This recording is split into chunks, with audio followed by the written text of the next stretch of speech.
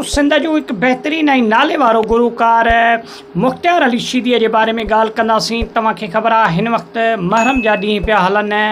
10 मुहर्रम खां वठी 1 मुहर्रम खां वठी 10 मुहर्रम ताईं वरी चालीहो थींदो आहे। उन ताईं सिंधी गुलकार मुख्तियार अली शीदी सिंध में मौसीक़ी जी दुनिया में त पंहिंजो लोहियो मनवायो।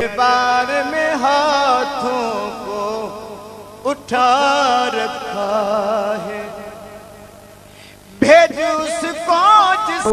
लेकिन नातन ऐं नूंहां खानीअ में मुख्तियार अली शीदीअ जो हिकु सुठो ऐं भलो पहचान मौजूदु आहे। दोस्तों मुख्तियार अली शीदीअ जो हिकु ॾात कुदरती मिलियल हुनजो आवाज़ु तमामु बहितरीनु हुयो ऐं हुन पंहिंजे आवाज़ में जेके बि नूंहां चया नूंहंनि में हिकु दर्द ॾुख ऐं उन खां अलावा जज़्बात माण्हुनि जा शामिलु हूंदा आहिनि त पोइ माण्हू यकीन ॼाणियो जंहिं पिंडाल में या जंहिं महफ़िल में मुख्तियार अली शीदी नूंहां पढ़ंदो हुयो त माण्हू उछकारूं ॾेई रहंदा हुया।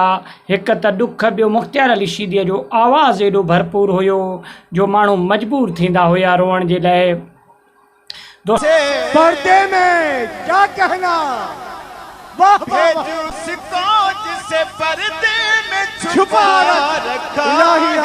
दोस्तों इन वीडियो में मुख्तियार अली शीदीअ जो हिकिड़ो जेको आहे सो नूंहों तव्हां सां गॾु शेयर कंदासीं ऐं मुख्तियार अली शीदीअ जा ज़िंदगीअ जूं कुझु यादगिरियूं वीडियो बि तव्हां सां शेयर कंदासीं। उमेदु आहे त तव्हांखे कलाम पसंदि बि ईंदो। नूंहां खानी जे अगरि